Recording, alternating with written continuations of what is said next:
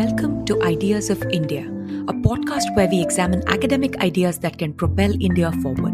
My name is Shruti Rajagopalan, and today my guest is Keshav Desiraju, who is a retired civil servant after a long career with the Indian Administrative Service and the author of the book Of Gifted Voice, The Life and Art of M.S. Subbulakshmi. We discuss the evolution of Carnatic music, its shift to Madras, the evolution of the Devdasi tradition, M.S. Subbulakshmi's life, her art, her musical influences, her politics, her philanthropy, her contemporaries, Keshav's intellectual influences, and much more. For a full transcript of this conversation, including helpful links of all the references, songs, and concerts mentioned in the conversation, click the link in the show notes or visit discoursemagazine.com.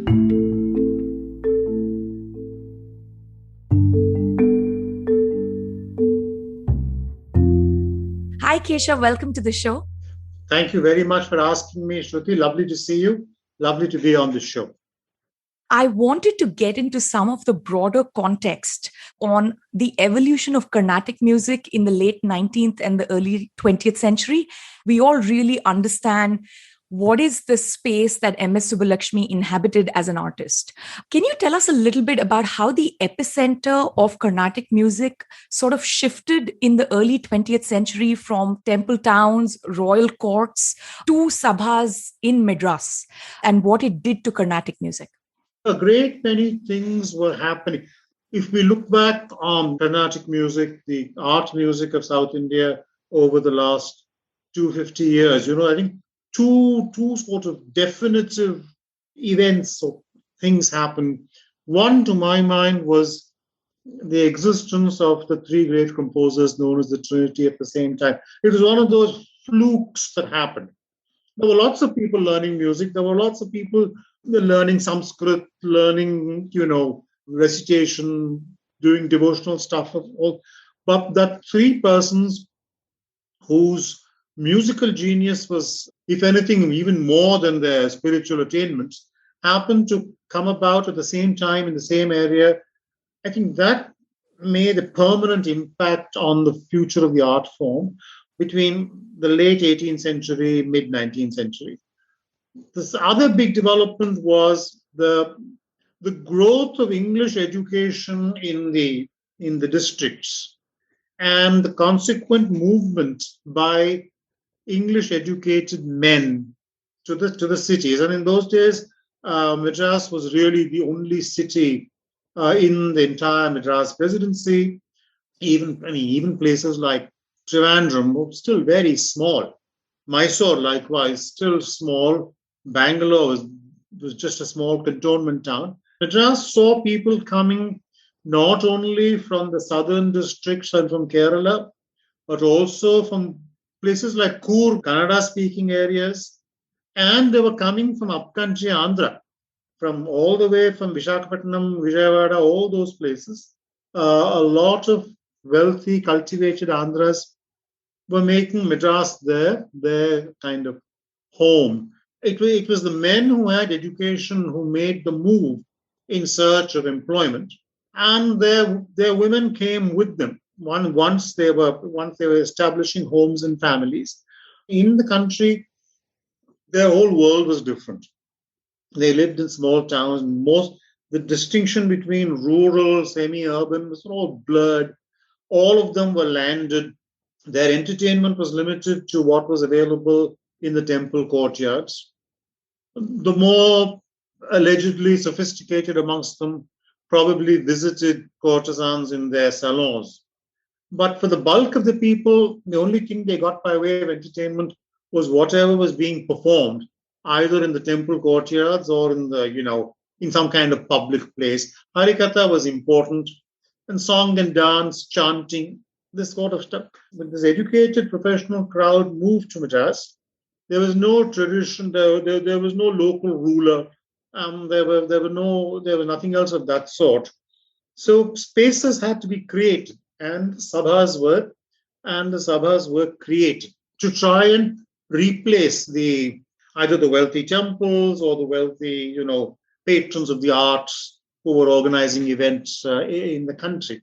The establishment of the sabhas, availability of a space for performance.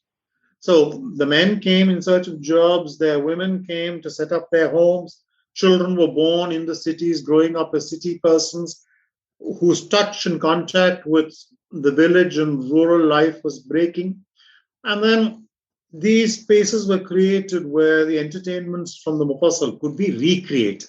So the sabhas came up, musicians then began to move. Tyagaraja himself, we are told, went and he stayed for a long while in Georgetown, Madras. The Music Academy itself is only 1927, but by 1920 you had the Pune Gayan Mandali's Madras branch. You had the Jagannatha Bhakta Sabha in Egmore, and the Parthasarathi Swami Sabha, which was set up. These are all the early time sabhas. There may have been others which have now disappeared, which served their purpose. Then, through this time, gramophone records starting from 1902, 1903 had become very important.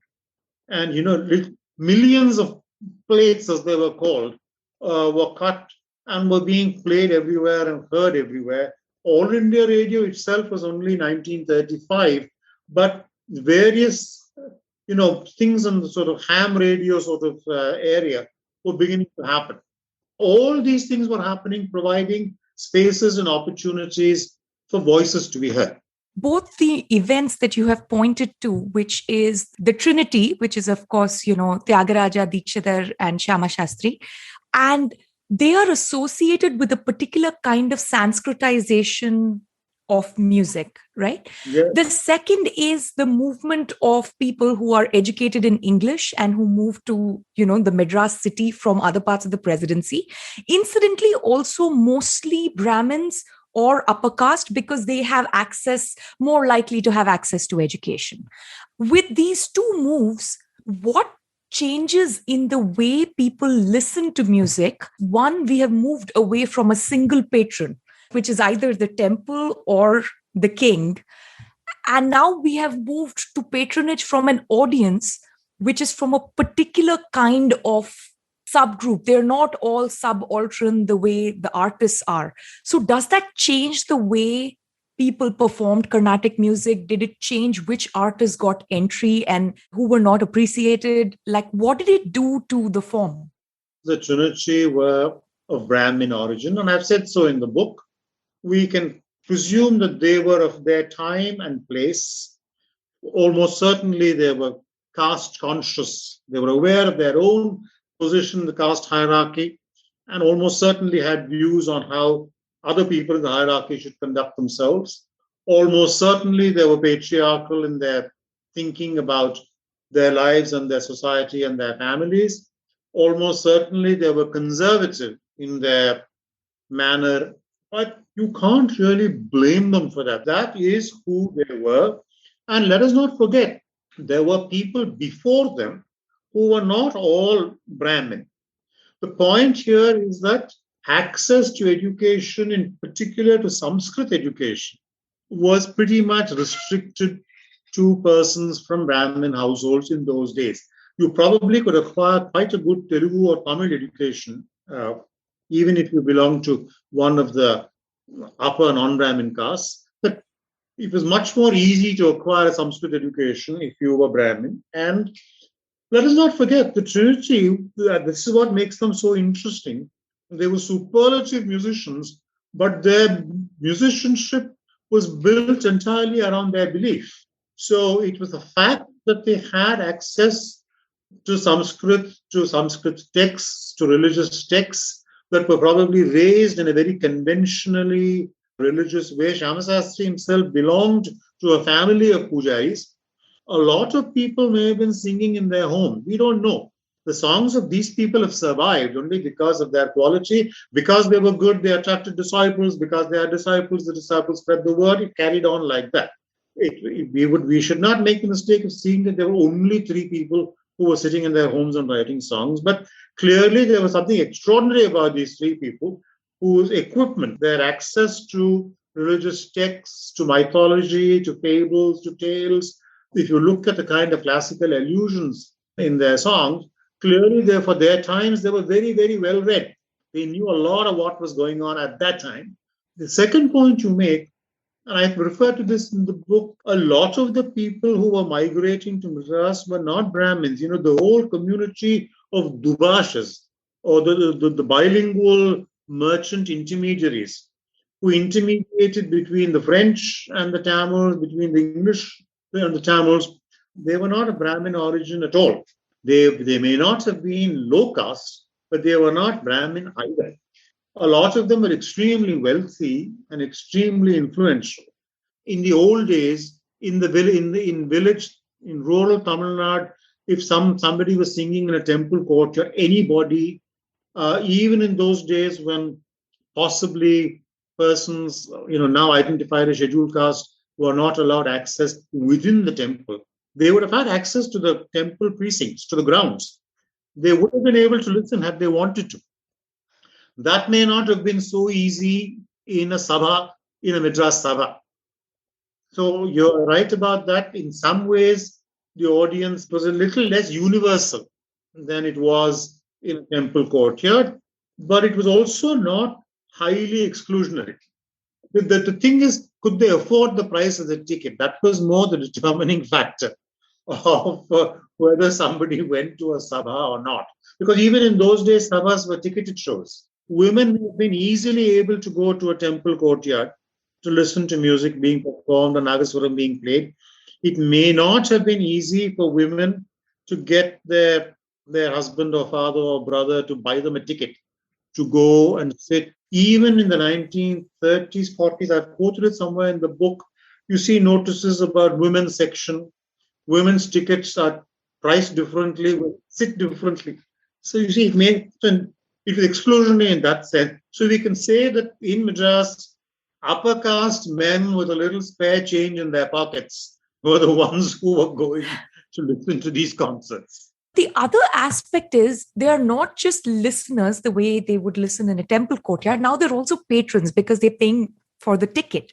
And now a sabha is a very different format from, say, a concert which is happening at a wedding. My grandfather has talked about, listening to some of the greats of his time. And he said, once they would start singing, they would go on for 5-6 hours and you would just listen. That is typically not what we associate with a sabha. The sabha is a ticket price at 6 p.m. ends at 8 p.m. kind of show. Yes. So what did that do to the nature of what was being performed and who was performing? What does it do to the type of music and the craft? I have two answers to that. One answer is you can be sure that when the musicians followed their audience to Madras, initially they would have been struggling because they were used to a certain type of performance.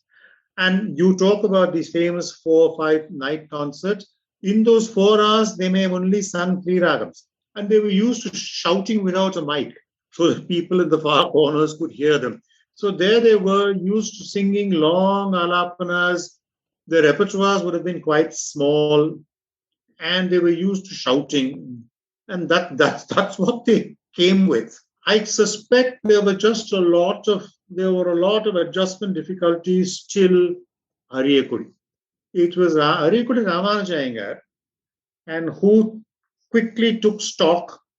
Ariyakudi Ramanuja Iyengar was born in 1890, I think, and came to Madras in the 1910s and figured out that if he and his fellow musicians were going to have an audience, that all-night concerts were not possible in a city setting where people had office jobs to go to, and the concert timings had to change, concert duration had to change. And I suspect it was all these factors that led to the creation of what we now refer to as the Ariyakudi Margam. All the long alapanas were thrown out. Yes. And there was a concert of, say, 3 hours.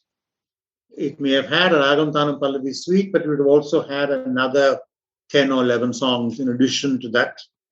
Tyagaraja given the pride of place, mainly because more Tyagaraja songs were known than Dikshitar songs. Almost no Tamil songs. He himself greatly experimented with Viruttams, the free-flowing Tamil verse sung to tunes composed by him, but there were relatively few Tamil pieces composed as concert pieces. And I think that is where that whole story The change in the concert style pattern from what was popular in rural areas to what became the norm in the cities. I think that happened over that, shall we say, 1915 to 1935, culminating with what Ariyakudi established. But another very important thing is, remember that if the audiences moved, many of the Devadasi establishments also moved to Madras. Dhanamma, who moved her family from Tanjore. But clearly, there were other women doing this. Women went further out also, which is, I've read somewhere that Dhanamma's sister Rupavati spent most of her adult life in Hyderabad. The Devadasi establishments all over Madras were also very active. We only know about the famous Friday evening concerts in Dhanamma's house, but many of them are doing this. This was their life. They were performing. They were almost certainly learning. You could be, and they were maintaining their own households. So all this was also available in addition to the sabhas. But as I said, an even more limited audience. You probably need to have more money to spend if you were going to visit a courtesan in her salon to listen to her perform. They may actually continue to stick to what they were doing. For Dhanamma in her Georgetown establishment, probably performed exactly the same way that she would have done 50 years earlier in Tanjore or wherever she was. About the Devdasis, that is another interesting tradition, both in terms of a tradition of music and dance, but also a matriarch-led tradition, which lasted for a very long time and then suddenly had to undergo a lot of changes in the early 20th century. So one, of course, is that they moved from the temple towns and the royal courts to Madras. They still have this exclusive clientele, very wealthy men of sophisticated taste. But their place in society undergoes a major change, right? So on the one hand, there are groups of people who want to save the Devdasis from their situation, of basically being married to temple idols and, everything that comes with that. On the other hand, you have groups of people who want to shame them or put them in a box, sort of deride a particular kind of traditional art form. And somewhere in the middle of, trying to be saved by bringing in legislation and shunned by this new, movement of people who've come to the city and are forming new hierarchies, that style undergoes a dramatic shift. So can you tell us a little bit about that evolution? This is a difficult subject, and as you say, there are strongly held views.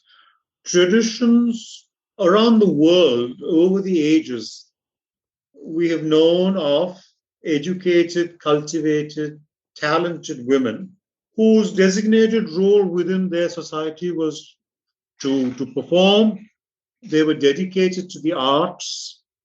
And, one knows about ancient Greece, ancient Japan, and across India. The tradition was largely temple-driven in the south and largely court-driven in the north. But the tradition was the same, that you had educated, intelligent, talented, cultivated women whose job it was to provide entertainment to wealthy, cultivated men. That was broadly the kind of and South India, the Tamil country, was by no means unique in having any such establishment. Now, there is also this question of what is the role within patriarchy assigned to women. The upper caste men who were quite happy to visit a salon and listen to music or to see a dance performed, and in due course even to enter into relationships with some of these women, they did not countenance their women in their own families, their wives and their sisters and their daughters, for even watching.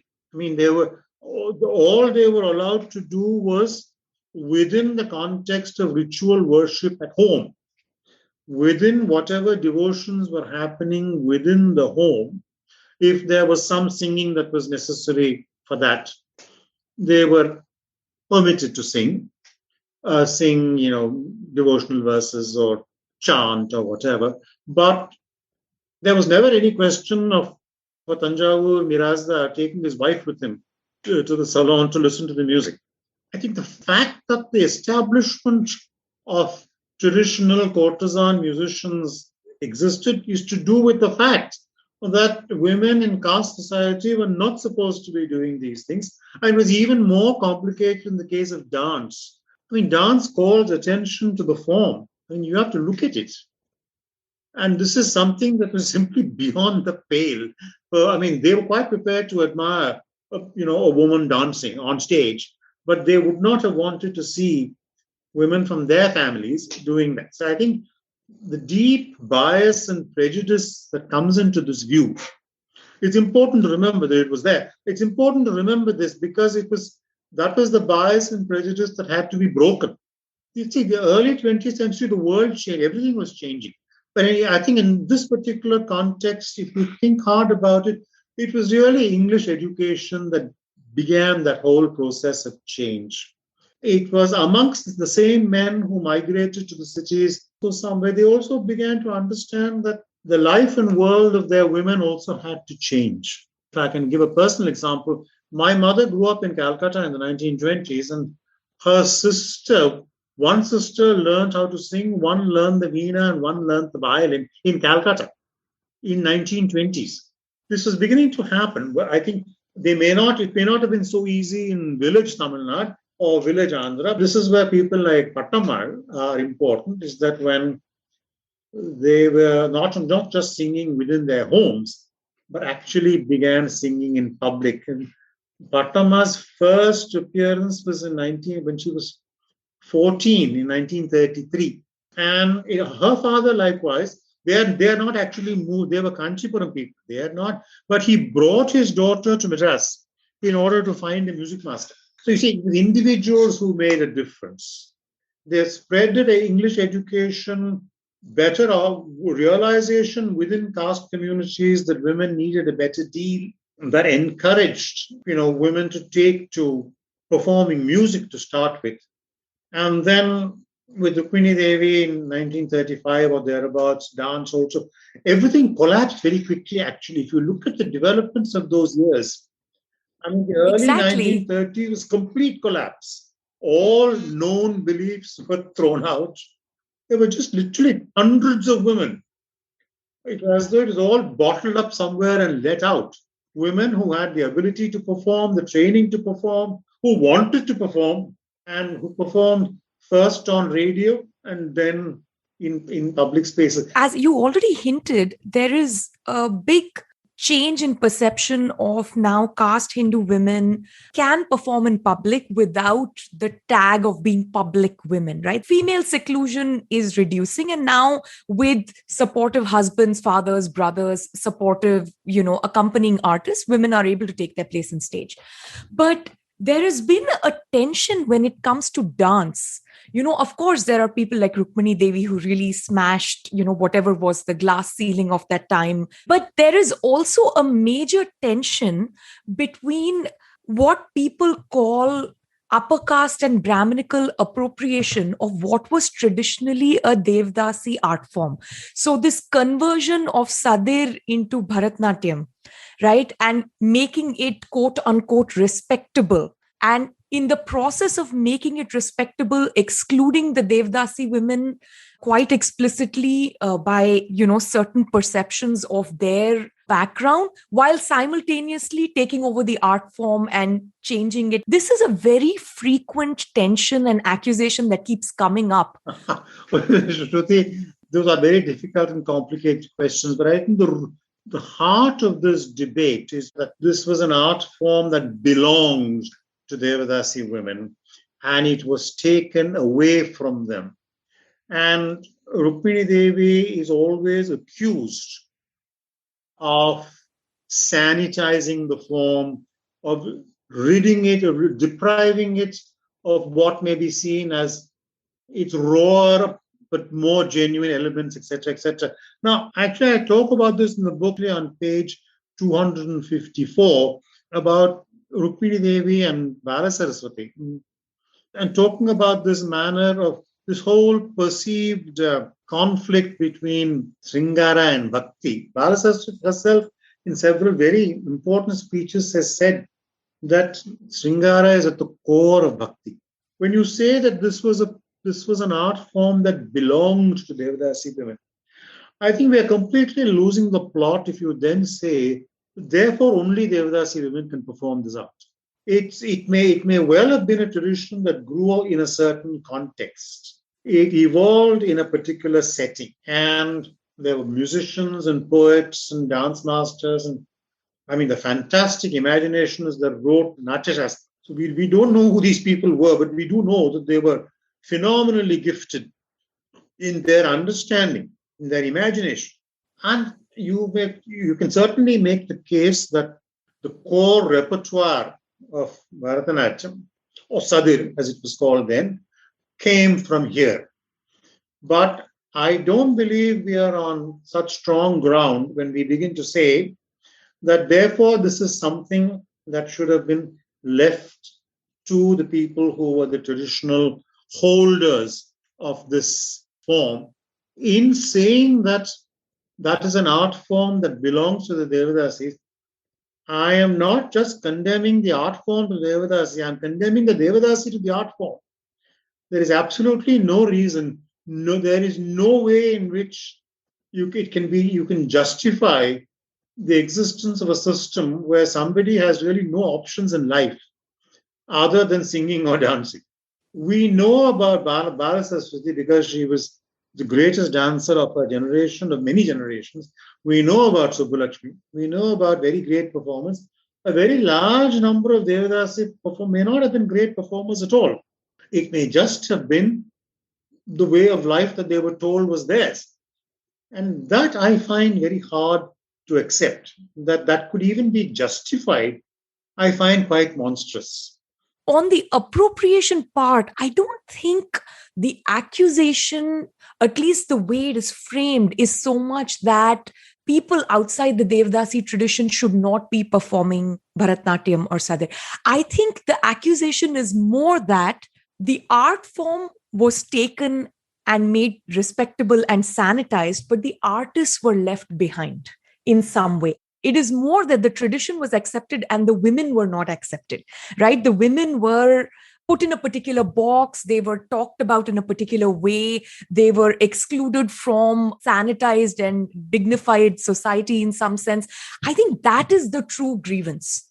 What may have happened, but who was responsible for that? Look, when it became acceptable for girls and young women from caste households to begin learning dance, they were learning from the same non-Brahmin Natwanars who were teaching the Devadasi women, who presumably were still teaching the Devadasi women. They had not stopped teaching there. We just had a wider selection of students to choose from.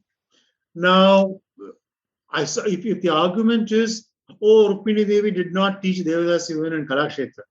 I don't know enough about that, whether she did or she did not. But again, it could be argued that Devadasi women had no difficulty in finding a dance master if they wanted one, whereas women from caste households probably did and needed to go to a place like Kalakshetra. Where you are right, and this is an important point, is that Devadasi women who were maintained by upper caste men, strange as it may seem now, had a certain degree of respectability, even acceptability, respectability.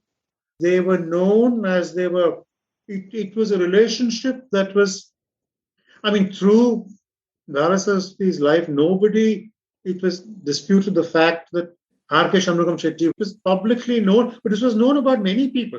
Yeah, the children were recognized and acknowledged. Many of these women had lived in homes that were given to them, whether it was Dhanamma, whether it was Brinda, whether it was Mukta. All of them lived in homes that were given to them by the men with whom they were in very, very long, stable relationships. An important thing is that while that was known, accepted, recognized, sadly, with the passage of time, and it also became stigmatized. Yeah. I think Brinda, Mukta, Bala Saraswati, that was the last generation of women who could actually manage to live their lives as per the norms they were brought up under. It would have been impossible. It also coincided with the legislation, but it would have been impossible for subsequent generation of women to have, because by that time, many barriers had come down. I think women also realized that there was no need for them to simply accept a label that had been given to them. Victorian morality becomes a big part of this story. One, of course, through legislation. But as you said, these relationships were recognized. They were stigmatized, but they were not looked down upon. The children were recognized. The property relationships were recognized. But the real hammer came upon them through the Victorian route, which was adopted in a big way because that was the sensibility of the time. That's how the laws were written. That was the prism through which many of these things were viewed. Yes, the Anglo-Saxon view simply could not accept the fact that there was a religious or ritual element to temple dedication. In fact, it just horrified. It horrified the British administrators that such a thing was not just happening, but being justified in the name of traditional ritual practice. But that's where they came from. The one inescapable conclusion was that it was a system designed by men for men. I think the men who realized very early on that monogamy is boring and that figured out a way in which they could enjoy what they thought was all that was good about the arts and the way the arts were performed in this part of the world, but did not also have to give up caste-ordained practices that they were, in any case, tied to. They were forced to become matrilineal, really, not because they wanted it, because that was the way it was. They all ran what in today's day we would call female-headed households. These were female-headed households, and they had to look after themselves. And I said so somewhere in the book that they certainly had more functional literacy, education.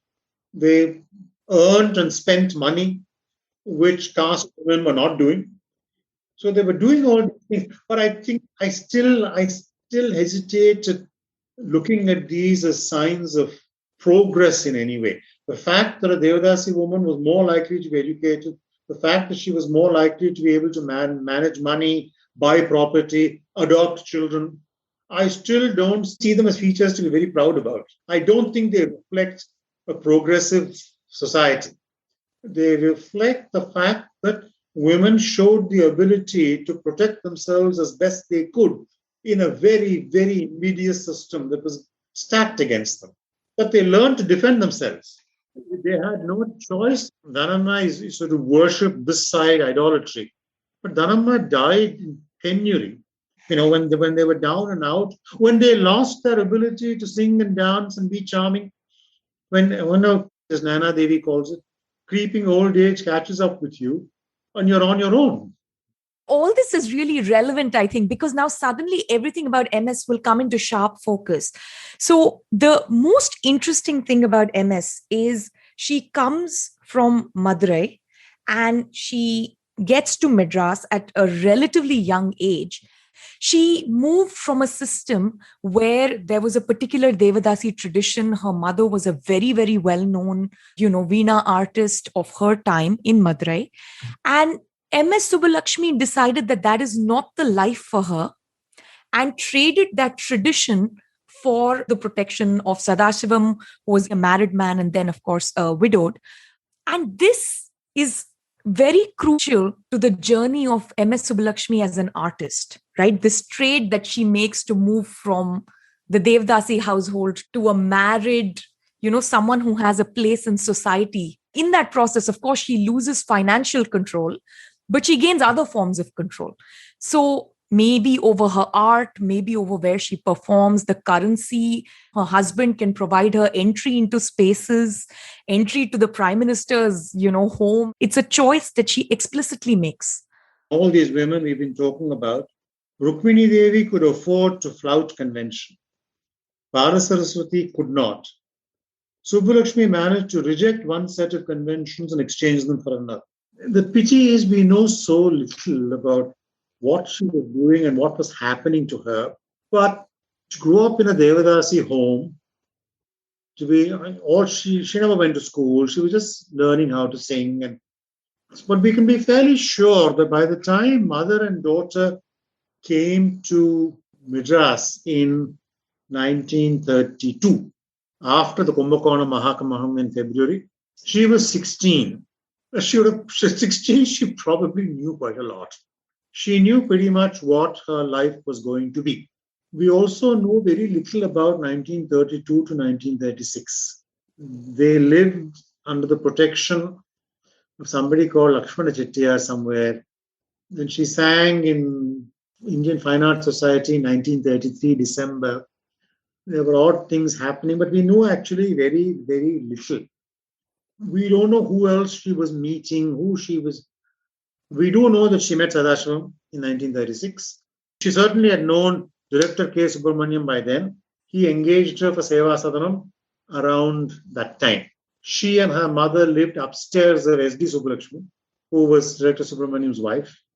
So these may have been some of the people she knew. And at that point of time, she still had no sense of how she was going to escape the life that was destined for her. Not that I can sense. There was nobody she knew who provided an escape route. And even when she met Sadashivam, she would have figured out fairly soon that he was attracted by her, but he was married.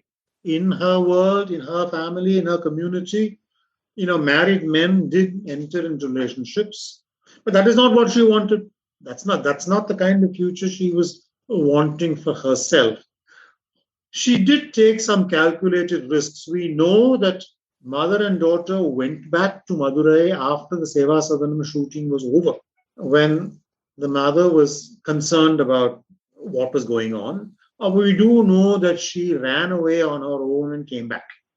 She came back to Sadasivam's house in early 1938 when Mrs. Sadasivam was actually expecting her second child. She probably knew by then that this was a safer option than anything else that was being planned for her. And I think she had a single point agenda at that point of time, which is, this man's protection, because she would have known him for about 2 years by then. And she probably thought that this person will look after me. All this is speculation, Shruti. She may have known that, he had influential friends like Kalki and Rajaji. And Rajaji would not have encouraged Sadashivam to enter into a relationship with a Devadasi woman with a wife alive. And, it simply would not have worked. So I suspect she had some sense that of all the various options available at that point of time, this is the safest. Sadashivam is both her husband. He's also performs the role of sort of her manager later, but he's also one of the earliest scouts or recognizers of her talent.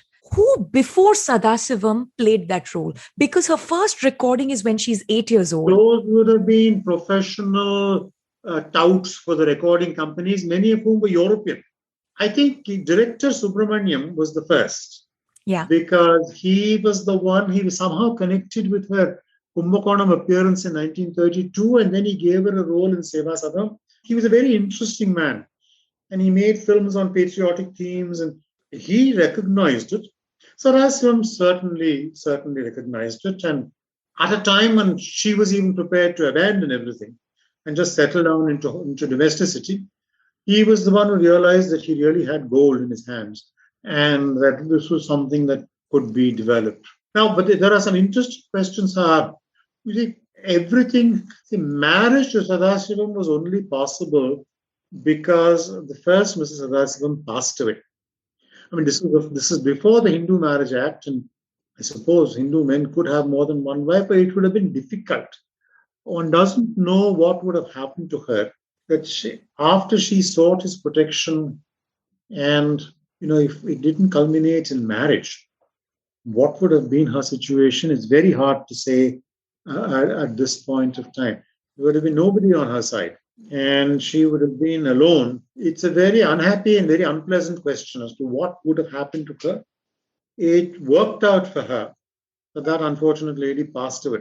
And the other interesting question, of course, is GNB, because all that was going on at, at the same time. But I don't believe she ever expected anything from that.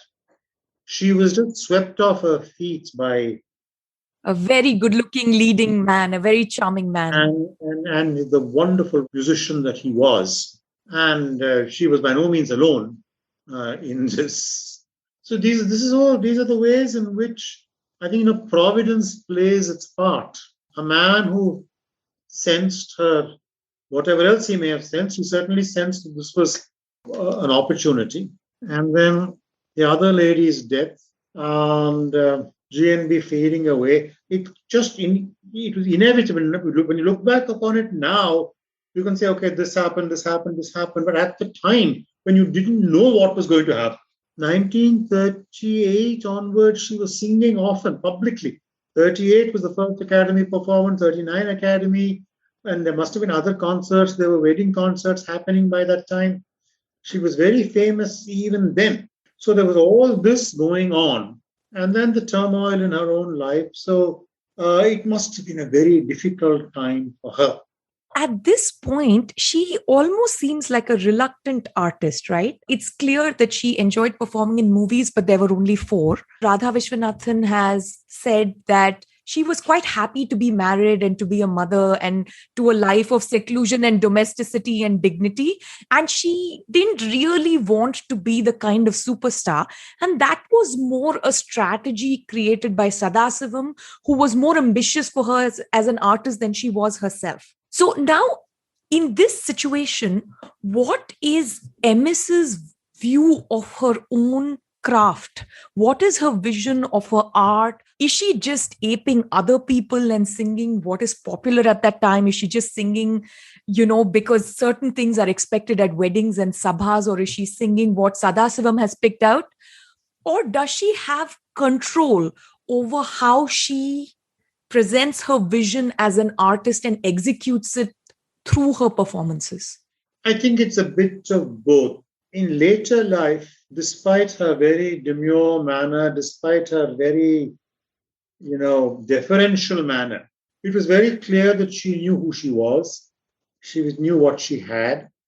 And she also had a clear sense of what she could do, but was not doing. All this was very, very clear in later life. I would suspect that in 1940, when she married, she was still only 24. She should have known the man she married reasonably well by that time. And she probably knew that he was keen on her continuing because by that time she had been pulling record audiences in Madras. And she would have seen that herself. She was still obviously learning songs all the time. There were radio appearances all the time. Shakuntala was a hit, when it came out. So my sense is that having got married, she then decided, look, this is what I want. Anything after this is a bonus, is my reading of this. She would have married anybody at that point of time who promised her a home and respectability and a good name. It so happened she married somebody who said that you are much more than just my wife. You are the voice of a generation. And we are going to promote this. She went along with that because I think that was the deal. You do this for me, I will do what you say for the rest of my life, which she did. It was he who decided that they would do Tamil Meera. It was he who decided that they would translate it into Hindi. It was he who decided there'd be no further films. Yeah. All of these decisions she went on with. It was, and as is famously known, it was he who decided what she would sing, when she would sing it. There was not a single decision was ever left to her. But my sense is that it was part of the deal. She was not fighting it. How much of this public adoration of her film performances as Shakuntala, as Meera, in these films sort of convinced her that this is the public perception that seems to adore me, so I need to walk this line? I don't think that was her decision. That's what she was told to do. I don't believe she went through this thought process of saying that, look, this is a good place I'm in. and this is what I need to be doing. I suspect it was more that she was told that, look, this has worked. This has worked, and there is an image that has been created. Whether we knew we were creating it or not, this is it. Yeah. And now there is no question of deviating from this image. So I don't really believe if her husband had said to her, let's do another film, she would have done it. In fact, I've quoted somewhere in 1950, there is some they have to go to Bombay to make more money for Kalki. And then for some reason, that film was never made. So she would have done exactly as she was told. So I don't believe it was her decision. This is a very good image that I have acquired in the public, and this is what I want. No, no, no. This is Sadashivam's sort of Pygmalion moment, right? Like he's literally creating her and molding her the way he wants. And it's very Pygmalion-like also in the sense that he is providing her that upward mobility. He's bringing her out of one kind of, world that she was destined for and giving her greater currency. But in the process, he's molding her to be exactly the way he wants her to be.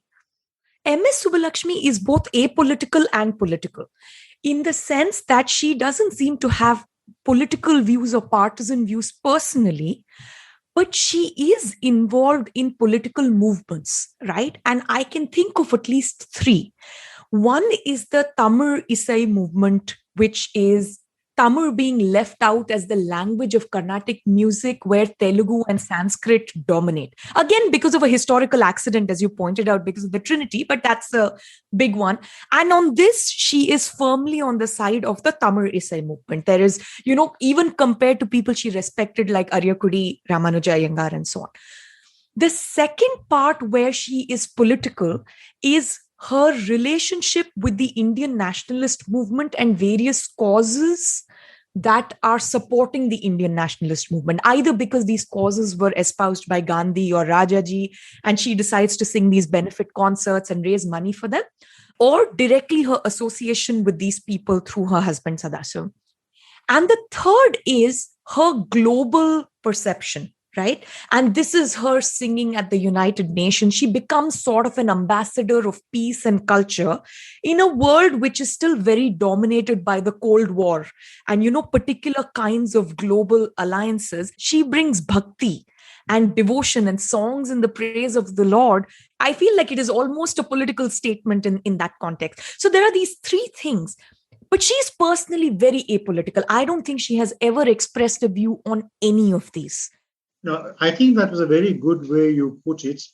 The interesting thing, though, is that both Tamil Isai and both the nationalist movement, yeah, and you're right, that was to do mainly with Gandhi. But in neither of these cases was she alone. Pattamma, Vasanta Kokilam were all singing Tamil songs. They were all singing nationalist songs. They were all singing Bharati songs. But she was part of the larger association. We know more about her because we know more about her generally, and it's been repeated so many times. But then, yes, both those are very good examples of her taking part in a political activity without herself being in any manner political. The third, now, insofar as Subbulakshmi being a global face is concerned, yes, you're right in what you say, but I think that position was occupied for much longer by Ravi Shankar. It was the Beatles, it was Maharishi Mahesh Yogi, it was Ravi Shankar.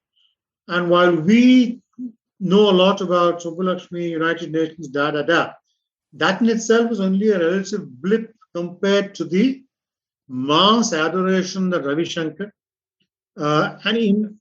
was receiving in the United States and in Europe and everywhere. There is something in what you say in that it is possible that Western audiences were not familiar with overtly religious music. And it may have just been, if you read the reviews of the 1960 United Kingdom and United States concerts, this very clearly comes through. They were astonished, they were bewildered, they were thrilled by what they were listening to. But I think they found it difficult to relate to. In a way, they did not find it difficult to relate to Ravi Shankar. But this raises the much larger question about the Hindustani Carnatic styles and Why is it people respond differently and all those sorts of things. But it's interesting that you regard that as a political move because I suppose it was when you think about it. And of course, you're right when you say that she herself really had no political views of one sort or the other. She was naturally respectful and deferential to an older person. So whether it was Nehru or Rajaji or anyone, Kamaraj, Shastri, Annadurai, they were all people she respected immediately without being particularly concerned about, what her political views were. The reason I said her UN performance is political is that I think it's unusual for a couple of reasons. As you said, the template at that time was very much set by Ravi Shankar, Vilayat Khan Sahab, Allah Rakha. They were very international in their influences, in their collaborations. They performed with, John Coltrane and Beatles. And, this is a very different sort of culture. They were also more cosmopolitan. And here was a lady who would, show up exactly at the UN the way she would dress anywhere else.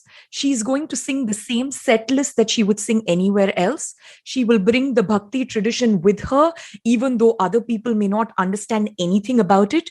Starting from the early 70s, Carnatic musicians have been traveling very often. Vasant Kumari died in 1990, but even she, through the 70s and 80s, traveled frequently to America. Nobody changed their normal presentational style.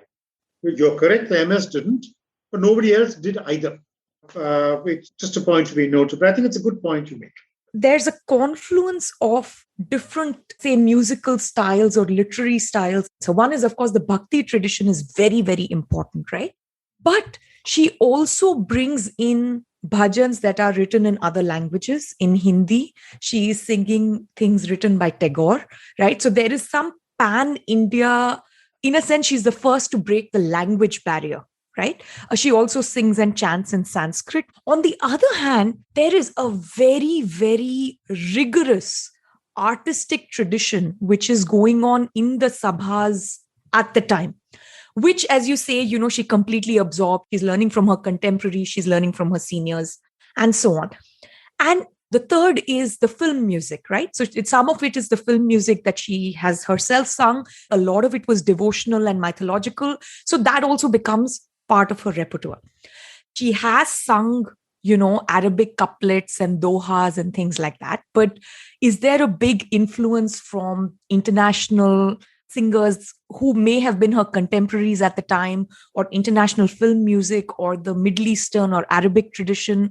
What was she listening to when she was performing? I don't get a sense that there was any of that. I don't mean this in a bad way, but I don't think it was. I think she was listening mainly to Carnatic. She probably listened, certainly in her earlier years, to a lot of Hindustani music. As we all know, Siddheshwari Devi was a particular friend. But the doha, the Ghalib verse she sang, and all those are just, they are oddities. One can't draw any lessons from them. But I don't get a sense listening to tapes of MS that she was being influenced by anything outside her own immediate tradition. A better question to ask maybe, who amongst the musicians she heard influenced her the most? I've not been able to answer that question because, you see, her own style was so strong. Her own style of raga rendering was strong. She was a forceful voice. Not easy for it to learn to sing. Something interesting, since the question has come up, it's very clear if you listen to tapes of Musiri Subramanya, that certainly she learned Alapana from him. There is no doubt about the fact that that's where she learned many of her Alapana strength, as also Neraval. That she clearly learned from there. Another interesting question is, how did she influence other musicians? And I think one very important way in which she did that was for many, many, many songs, the only recognized way in which anybody can present them now is the MS version. Her song renderings were near perfect. You know, if you wanted a textbook version of a song, the MS way of singing it, and that would tell you, you may actually improve it, you may do things to it, but you can't ignore it. That's what she brought to the tradition. Traditionally, women were singing, devotional music, bhajans, different sorts of things. This rigorous tanam, right, and alapana, that style is really a male tradition, maybe by accident and coincidence of the way things were set up at that time. And D.K. Pattamal, M.S. Subbulakshmi, her contemporary, they are sort of the first to sing like men. I mean, quote unquote, sing like men, right? I imagine a lot of those influences were male. But what does M.S. Subbulakshmi, and maybe this question is also true for Vasanta Kumari, D.K. Pattamal, what did they bring as women to a form or a format that was very male or recognized traditionally for the male voice? I don't think those forms were designed for the male voice. It is just that only men did it. Mukta, to the end of her life, never sang alapana. In any Vrinda Mukta concert, you listen to all the alapanas of a Vrinda. They did not do Swaraprastara to a very slightly, if at all. There may have been some Neraval. There was never Tanam, though they came from a Vainika tradition where Tanam is important. Brinda never performed Tanam or Pallavi while singing. When Pattama and MS began singing Pallavis, I wonder who taught them, because they had nobody to go to. There were no examples of women doing this. So it was just, I think, what did they bring to it? They just brought their own style, shall we say. Perhaps they brought a little imagination to it. Certainly, I mean, I've always believed this about when MS sang Pallavi, she did not sing complicated talams, but that did not make the Pallavi any less difficult to perform. These days, contemporary musicians, especially contemporary women musicians, sing incredibly complicated talams. And sometimes the ultimate horror is, they put different talams with each hand, one with the right hand, one with the left. Now, MS did not do any of this. It's just simple Ayatala Pallavi. So it's simple, but it's rigorous. Yes, you cannot fault her for want of rigor. In fact, what you need to fault her on is that an artist who was capable of such rigor and exacting precision should have been so willing to continuously present what may be regarded as lighter forms. That you knew what this artist was capable of. That degree of control. To my mind, it was a sad development in her musical presentation that what her husband thought would work with the audience, the cassette and CD revolution, her increasing age and, unwillingness to sing, more rigorous pieces, all coincided. Annamacharya, the whole combination of things that finally, by the time of the end of her life, she, far from being me, she ought to be remembered, as I try to make the case in this book, as a classical singer of the first rank. She is perhaps more easily remembered as a singer of devotional music. The bulk of Carnatic music is devotional, but devotional music in the sense of simple devotional verses. She could do them very well, but she was much more than that. This obviously also has something to do with the way people perceive D.K. Pattamal, who is known as a craftsman and a rigorous artist, right? They are contemporaries of the same time, but that style is associated with craftsmanship and rigor. With MS, do you think some of this also gets lost because the quality of her voice is just so melodious and she is just so beautiful to look at that all of that is such a big distraction relative to her performance and her rigor? Because when you look at her, you're kind of spellbound by that. No, you're right. You're right. That's absolutely true. She got away with things only because of the presence and the aura. I don't suppose you're old enough to have ever heard MS live. No, but I've met her once. MS Subbulakshmi on stage, the word diva was meant for her. And she was a mild, very deferential, courteous woman, humble off stage. She radiated poise and glamour and presence on stage. And I think that counted for a lot. But I'm glad you mentioned Patama because you see, Patama achieved the great position she came to achieve solely on the strength of being true to what she thought was her art. That is what she was taught, but then she also had she was not just a she had a fine sense of concert. Patama's concert, well structured, well planned. She knew how to do things. She had favorites, but she always presented new items. But she never, early in life, she figured out that this suits me. And she also figured out that I will never want for an audience. She may not have been thinking about the United Nations. She may not have been thinking, but she was perfectly happy singing anywhere in South India that she was asked to sing. And it served her well. It served her well because when you listen, you recognize, how much diligence and learning and practice has gone into that. Her voice was ringing and loud in the 1940s, but by the mid-50s by the early 50s, really, it began to it lost its sort of bell-like clang. But she radiated wholesomeness. She communicated that. She communicated that without any effort. That this was somehow people who didn't even know very much about the form would get the feeling that what this person is singing is good stuff. Yeah, there is a lot of repetition in MS Subbulakshmi's concert performances and her, sort of like her set list at concerts. Even surprisingly, that sometimes at the same venues year after year, she's performing almost the identical set list, right? Which is very odd. I have one example. The Kacheri given in Bhavani in Erode in 1956, which has come out as a commercially released CD. It's a fine concert of its time. The identical list was presented in the Music Academy 1958 season. Song for song in the same order. Yeah, which is very odd for someone of her time. There was only one reason for this. Her husband figured out that he knew what the audience liked. Why mess with it? Why mess with a business model that works? So this is a money spinning device, right? Like we know what you're going to get when you come to an MS concert. So this is what we do.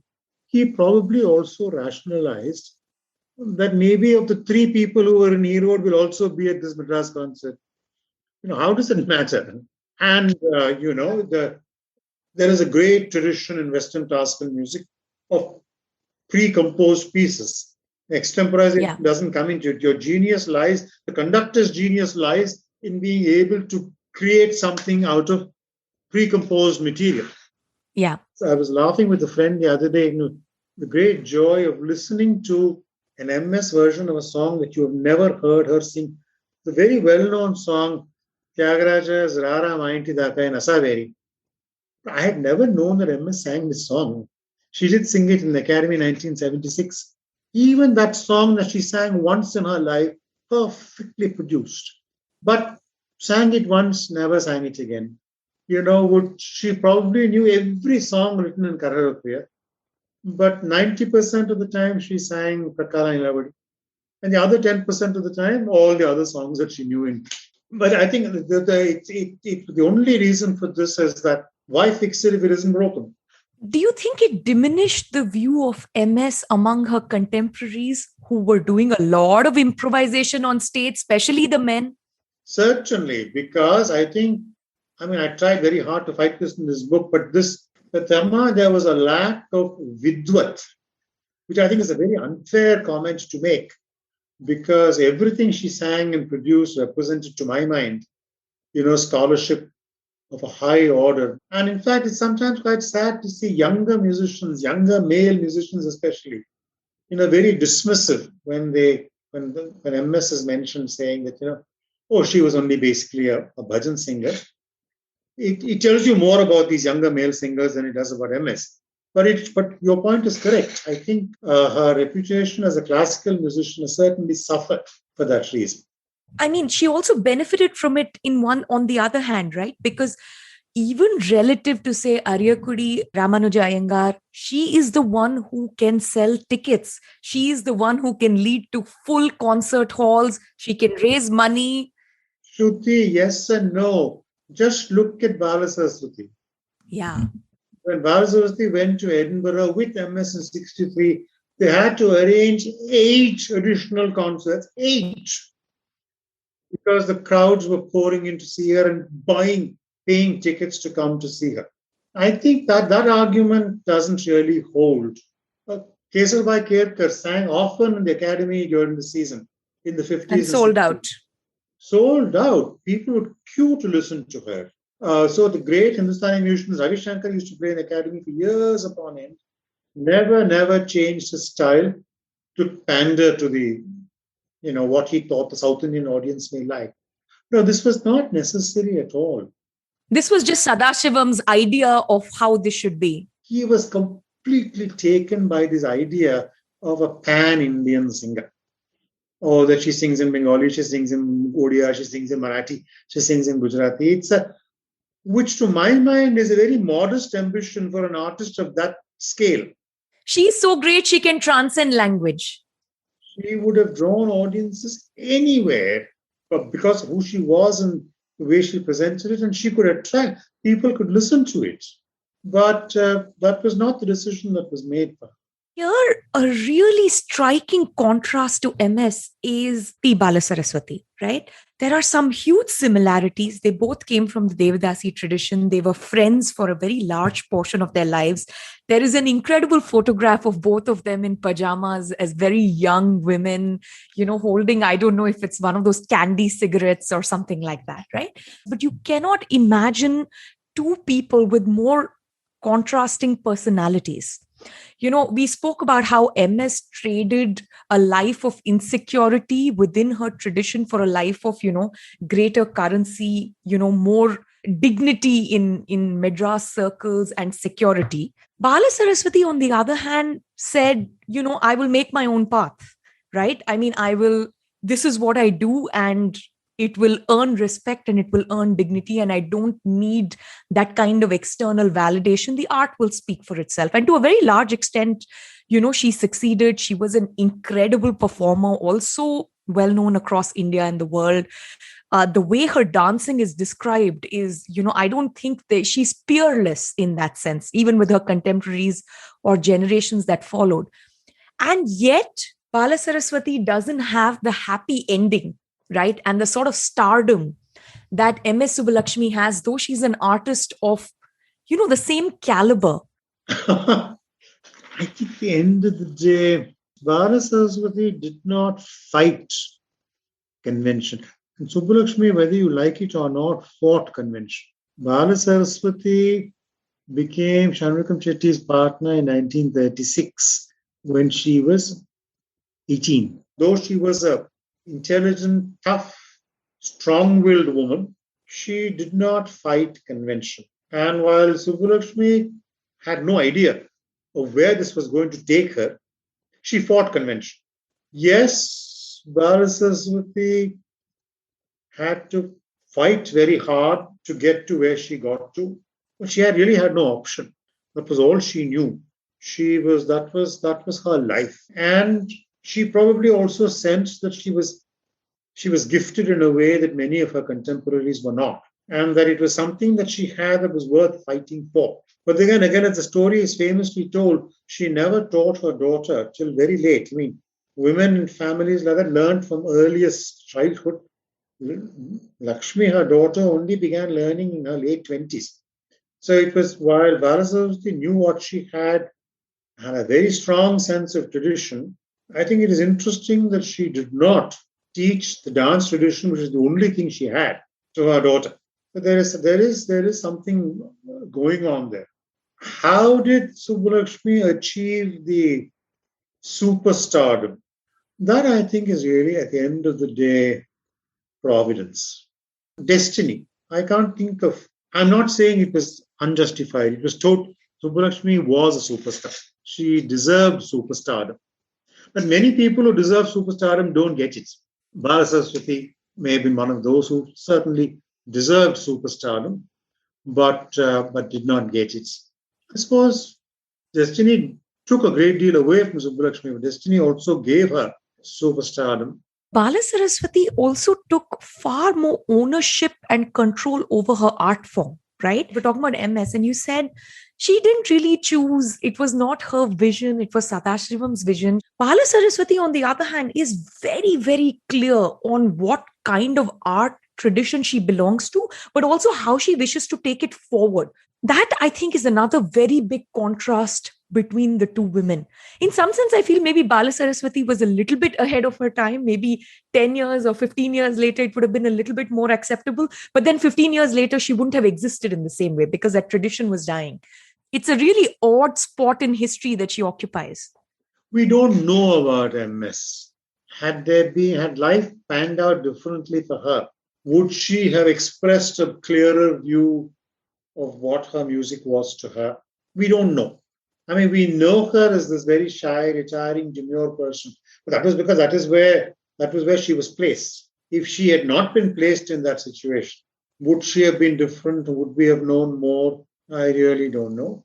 She has said somewhere, and I've quoted this in the book, that, at one point of time, my mind was running wild. She doesn't say more about what that wildness could have been. Hard to say. Because while she was, again, the person we know, mild and demure and retiring, this is also the woman who ran away from her mother's home. This is also the woman who went to this man's house and said, I'm here. When she wanted something, she knew how to get it. If she had been on her own, if she had led the kind of life that, say, Brinda did, as a performing musician from the courtesan tradition, with an establishment in Madras somewhere, what could she have done? What would she have done? Where she was different from Brinda is that she had already acted in films. She had done Sevasadanam and Savitri. Before Sadasivam, she did Sevasadanam and Savitri, and Sevasadanam and Shakuntala.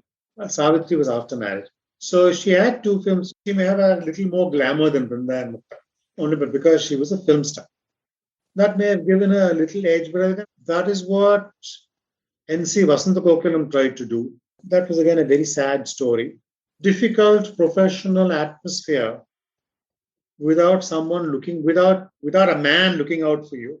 Vasantakokilam's career just collapsed. If Vasantakokilam had not died in 1951, what would have happened? There would always have been a voice similar to MS's, maybe not as rigorously trained, but still the same type of voice.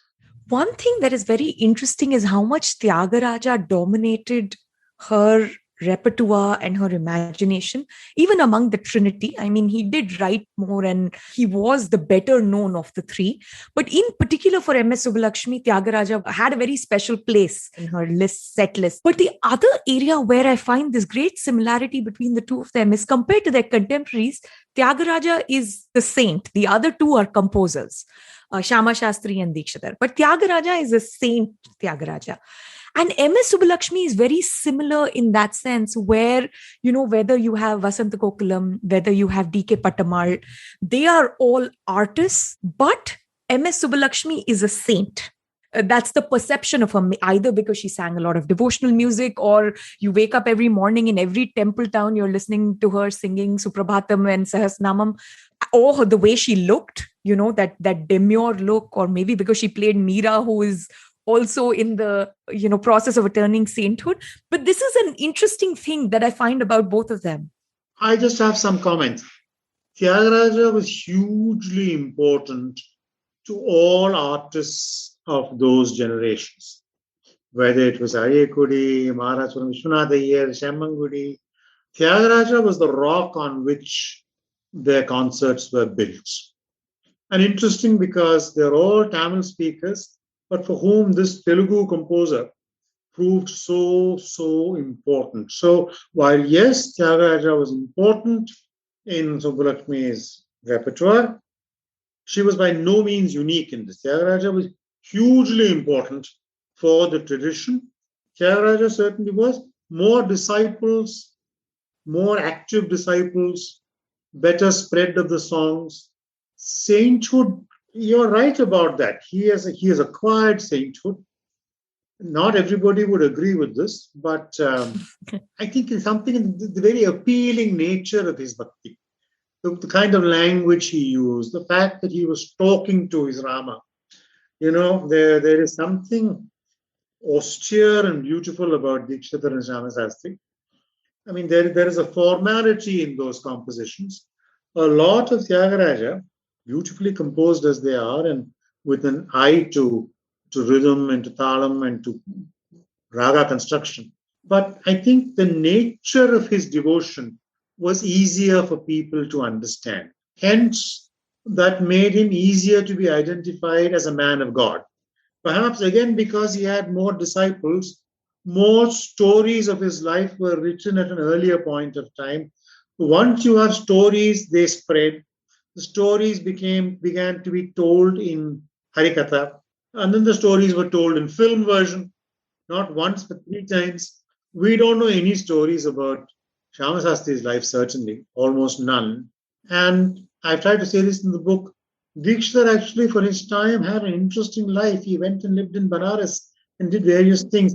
But we know very little about what was happening then, whereas maybe he didn't have as many active disciples or he didn't tell them as many stories as Tyagaraja told his people. So for all those various reasons, Tyagaraja just moved along that path to sainthood. And likewise, in Subbulakshmi's case, I think it is, you answered your question. It was Meera, then the bhajans, and then the chants. It was that firmly established her.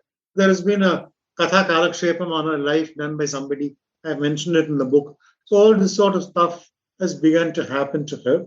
Nobody has as yet said that she is a saint, but certainly her qualities, saint-like qualities, and she was such a beautiful woman. I think to sort of contribute. Almost everybody who knew her accompanying artists, family, friend, I mean, every single person would say, oh, what a nice person she was. And I think that is where, it's not to say that the other performers were not nice people, but just as everyone begins talking about Tyagaraja, people begin talking about MS. And then people begin to say this again and again, she's a very nice person. It grows. And so now in the public imagination, she is this really saint-like person who sang divinely. And then, of course, in addition to Meera, bhajans, and the chants, was this business about singing for charity, that she is giving away what is hers. It is regarded as a very otherworldly saint-like activity to give away what you earn for some other cause. And also, one way of thinking about it is she lost financial control in a way that maybe her mother would not have, because that's the trade she has made with Sadashivam. She earned a lot, but she had no control over a single rupee. And Zero. All of it went towards the Kalki establishment and the household and, things like that. And she reached a point where she didn't realize how broke they were. It was a very grand household. It was a very grand household. Somebody I was speaking to said to me that, at every meal, there were no less than 30 people at any meal, at any random meal on any random day. It was that was the way that house was run. And entirely on her singing. Pretty much entirely on her singing, and it all unraveled. It seems like she didn't care about the material and financial aspect of her career. The way I look at it is she didn't have control over it. The way people look at it is she was philanthropic and not interested in material possession. And she was always well cared for. She was well looked after. I mean, she was well provided for. There may have been difficulties, but I don't believe she was ever in want or distress of any sort. There were enough people prepared to help if she needed help. She was never, I'm sure she knew that. She was by no means friendless. All that would have contributed to her equanimity in a certain sense. What is your intellectual and musical background? Like many other families of my type, music was taught to people in the family. So one grew up listening to music, sung, one grew up attending concerts with my father mainly, grew up attending concerts, listening to the radio, and at some point briefly also learning, not with any view to sing, but just to sort of develop a better understanding. Constant listening over the years and trying to develop a better understanding of what this is all about. And now I've come to the age when I can actually think of different generations of musicians whom I have heard. It was certainly of the old generation. I heard Shembai, Alatur brothers, Shemagudi, of course, but I did not hear Ariyakudi, I did not hear GNB or Madurai Mani. Then the next generation, I heard pretty much everybody there was. And after that, yes. So I think it's just a lifetime of listening, Shruti, is really my connection. Do you remember the first time you saw MS perform? I have a very clear reception of a Kalyana Kacheri when I was 5. So don't ask me what she sang, but I do remember very, very clearly going to a wedding recital where MS was singing.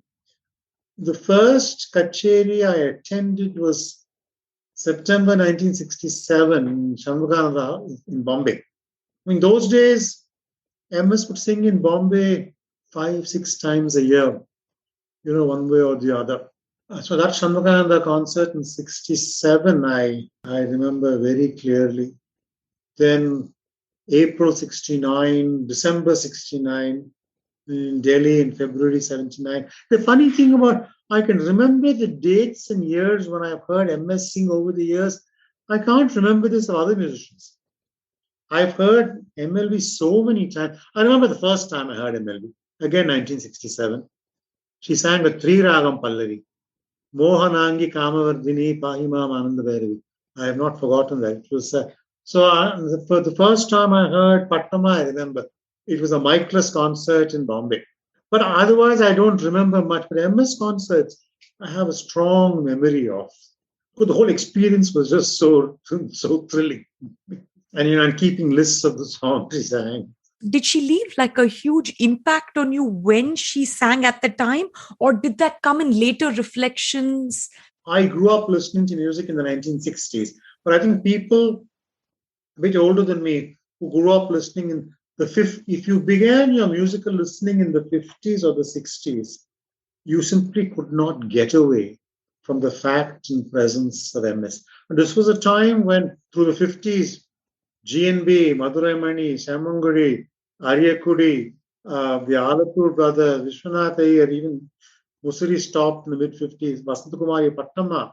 All giants. All giants, likewise through the 60s. And GNB died in 65, Madurai Mani in 67, Ariyakudi in 66. So, but then the early 60s, there were still also, but you could not be listening to Carnatic music in the 50s and 60s without very, very quickly having to listen to MS, wanting to listen. She was the dominant presence.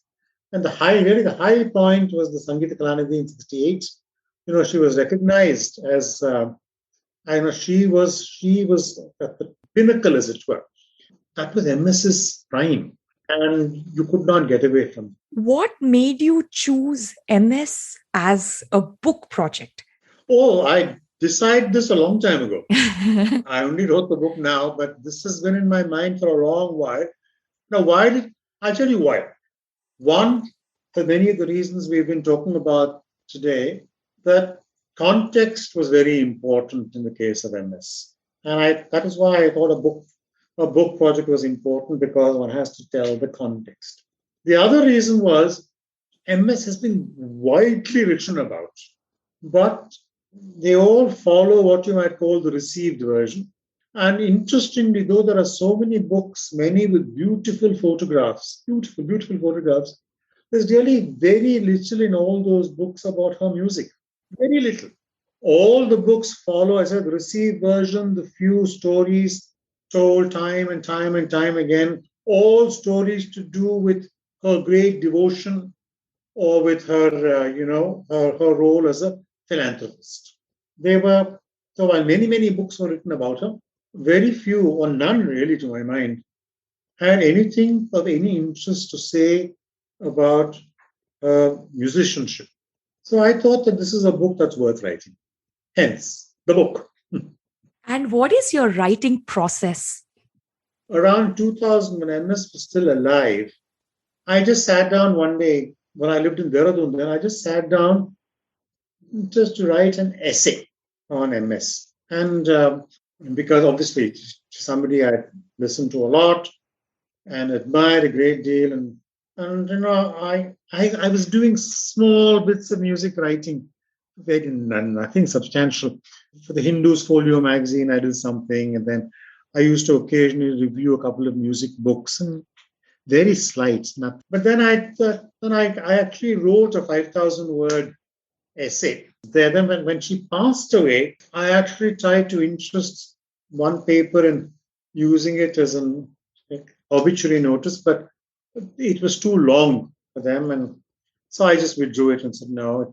So that was simply just sitting with me. Over the years, I had been collecting material, program books, newspaper cuttings, and the years 2000, both at the Rubin Collection in Harvard and in Teen Murti in Delhi. So sitting and working my way through the Hindu, the Express, Shankar's Weekly, Link, all those papers of those years.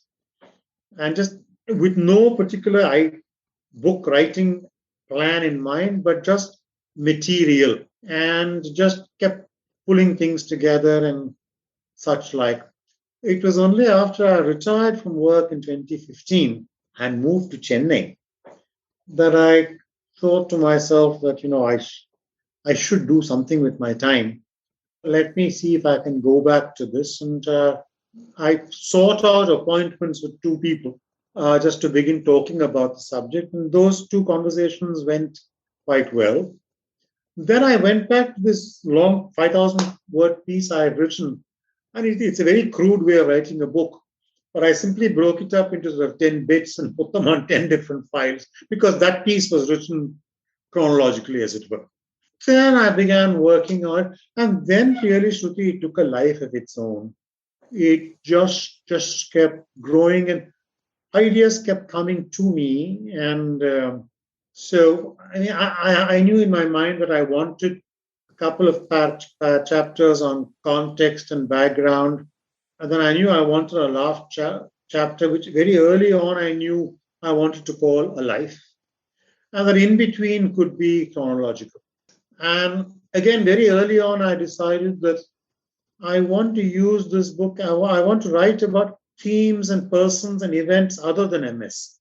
Well, I have a confession to make.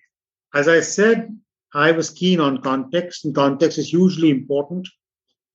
But as you would also realize after you've read the book, I've really not had access to what you as a professional academic would call primary sources. And I've had to depend on secondary sources. Some of the secondary sources are strong, where it's a newspaper review, an article, a published material, anything that exists in evidentiary form, as it were. Where it's not so useful is what people say. Hearsay is only as important as you want it to be. So part of the reason why I had to fall back on context was really to compensate for the lack of primary material. I was able to find a few letters written by her, and a couple of those letters proved very important. But by and large, as I've said in the introduction to the book, everyone seems to know that Subbulakshmi maintained a diary for every day of her life, and nobody seems to know where the diaries are. Now, they may not contain much, but they would contain something. The important question you also asked, what did she think about? Maybe the diaries would tell you what she was thinking about. So I'm hoping, a person like Subbulakshmi will always stand. Her story can be told again and again. And so let's hope there will be some future biographer who actually has access to more primary material than I was able to look at. What is your favorite Subbulakshmi concert? My favorite concert, which I could not get into because I could not get a ticket, but which is fortunately available on YouTube, is 25th December 1969, the season concert at the Music Academy. It is an absolutely mind-blowing recital. Mate Malayadvaja, then Aparada Mula in Latangi, Anudinamu in Begada, Prakala Nirabadi, a sensational karaoke alapana, then Hiranmayim Lakshmi with a exquisite stotram, Jaya Jaya Padmanabhanujesha Manirangu. The concert that I went to, that I actually attended, which was on immediate the next day, 26th December, she sang in Kalakshetra. Since I couldn't get to the Academy concert, my father and I went to Kalakshetra. So that was again a beautiful, beautiful concert. Mate again, Talli Ninnu in Kalyani, Kanjadalayadakshi, Kshirasagara and Mayamala Gorangasai. It was a wonderful concert. Yes, it was. That's a concert I remember very well, and I've always had happy memories thinking of that concert. Thank you so much for being so generous with your time and your insights. This was an absolute pleasure. I like talking about my book, so it's very kind of you to have asked me. I hope your viewers, listeners will enjoy this as much as I have enjoyed being part of this conversation. Thanks for listening to Ideas of India. If you enjoy this podcast, please help us grow by sharing with like-minded friends. You can connect with me on Twitter at @Rajagopalan. In the next episode of Ideas of India, I speak with Yashika Dutt about coming out as Dalit.